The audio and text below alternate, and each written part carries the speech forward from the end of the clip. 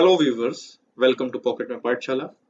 आज हम देखेंगे real numbers, class 10th chapter 1। Any number which is not imaginary called real. Example square root of negative numbers.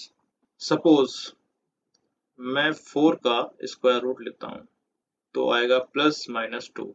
मतलब ये हुआ कि -2 का स्क्वायर करूँ तब भी 4 आएगा, +2 का स्क्वायर करूँ तब भी 4 ही आएगा। लेकिन ऐसा कौन सा नंबर है जिसका स्क्वायर करने पर एक नेगेटिव नंबर मिले? प्रैक्टिकली ये पॉसिबल नहीं है, लेकिन इमेजिन किया जा सकता है कि अगर कोई नेगेटिव नंबर है और उसका स्क्वायर किया जाए तब हमें एक नेगेटिव नंबर मिलेगा। प्रैक्टिकली ऐसा पॉसिबल नहीं है, तो ऐसे नंबर्स को इमेजिनरी नंबर कहा जाता है जो इमेजिन किए जाते हैं, और जो इमेजिनरी नहीं होते हैं वो सब के सब रियल होते हैं। तो हम यहाँ पर रियल नंबर्स के बारे में ही पढ़ने वाले हैं। जो रियल लाइन पर रिप्रेजेंट किए जाते हैं वो नंबर्स, हम उनके बारे में बात करेंगे। Euclid division lemma. तो लेमा क्या होता है? लेमा ऐसे स्टेटमेंट्स होते हैं जिनको ट्रुथ मान लिया जाता है और उनका यूज किया जाता है और स्टेटमेंट को ट्रुथ प्रूव करने के लिए। तो यूक्लिड ने एक डिवीजन लेमा दिया जो कि इस तरीके से था। मान लो मैं 2 से 9 को डिवाइड करता हूँ, देन 2 4 ज़ा 8 और रिमाइंडर हो गया 1। तो यहाँ पर 2, 9, 4 और 1 में एक रिलेशन होगा जिसको मैं इस तरीके से लिख सकता हूँ। 9 is equals to 2 times of 4 plus 1। हम लिख सकते हैं dividend is equals to quotient into divisor plus reminder.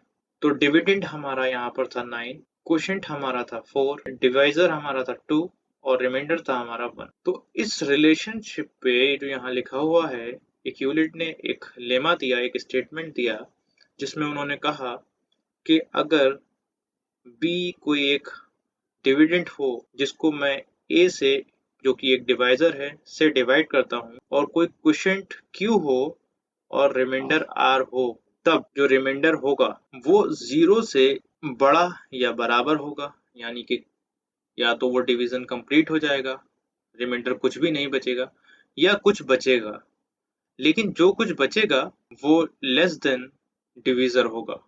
जो डिवाइजर है उससे छोटा रहेगा और 0 से बड़ा या बराबर रहेगा। तो 0 से डिवाइजर के बीच में हमेशा लाई करेगा। यही है यूक्लिड डिवीजन लेमा। एक टर्म आता है Euclid's division algorithm. Algorithm pre defined steps होती हैं जिनको हमें एक सिक्वेंशियल मैनर में फॉलो करना होता है टू फाइंड आवर रिजल्ट। हमारा रिजल्ट निकालने के लिए हमें उन स्टेप्स को फॉलो करना होता है। यूक्लिड डिवीजन एल्गोरिथम को समझने के लिए ये एग्जांपल देखते हैं। अ स्वीट सेलर हैज 420 काजू बर्फीज and 130 badam burfis. She wants to stack them in such a way that each stack has the same number and they take up the least area of the tray. What is the number of that can be placed in each stack for this purpose? मतलब 420 काजू की बर्फी है और 130 बादाम की बर्फी है, और इसमें से कुछ बर्फी लेकर स्टैक लगाना है, काजू की बर्फी के स्टैक लगाना है, लेकिन जो स्टैक्स में नंबर हैं बर्फी के वो बराबर होना चाहिए। यही हमारा यहाँ टास्क है। तो इस टास्क को कंप्लीट करने के लिए हम इसको दो तरीके से कर सकते हैं। एक तो ये ट्रायल करें, रख कर देखें और जो एरर आए उसे रिमूव करते जाएं, या फिर यूक्लिड डिवीजन एल्गोरिथम को फॉलो करते हैं। और जो कि यहाँ यूक्लिड डिवीजन एल्गोरिथम को अप्लाई करने के लिए सबसे पहले यहाँ पर हम एक लार्जेस्ट और लीस्ट नंबर में डिफरेंशिएट करेंगे। उसके बाद लीस्ट नंबर को डिवाइजर और लार्जेस्ट को डिविडेंड बना देंगे और डिवीजन परफॉर्म करेंगे। तब हमें जो रिजल्ट मिलेगा उस रिजल्ट को यूक्लिड डिवीजन लेमा के फॉर्मेट में लिखेंगे। अब यहाँ स्टेप्स आएंगी जिन्हें हमें फॉलो करना है, जो एल्गोरिथम्स हैं। तो वो उसमें स्टेप्स का जो प्री डिफाइंड स्टेप्स हैं वो ये हैं कि जो हमारा डिवाइजर था उसको हम बना देंगे डिविडेंड और जो रिमाइंडर है उसको हम बना देंगे डिवाइजर, और फर्दर डिवीजन परफॉर्म करेंगे। डिवीजन परफॉर्म करने के बाद जो इन्फॉर्मेशन मिलेगी उसे यूक्लिड डिवीजन लेमा के फॉर्मेट में लिखेंगे और जो स्टेप्स अभी ऊपर फॉलो की वही यहाँ पर करेंगे, यानी कि डिवाइजर को डिविडेंड और रिमाइंडर को डिवाइजर बना देंगे और डिवीजन परफॉर्म करेंगे और जो इन्फॉर्मेशन आएगी उसे इक्विलेट डिवीजन लेमा के फॉर्मेट में लिखेंगे और यही रिपीट करते रहेंगे जब तक कि हमें रिमाइंडर 0 ना मिल जाए। वो डिवाइजर जिसके लिए रिमाइंडर 0 हो जाता है वही हमारा एचसीएफ होता है।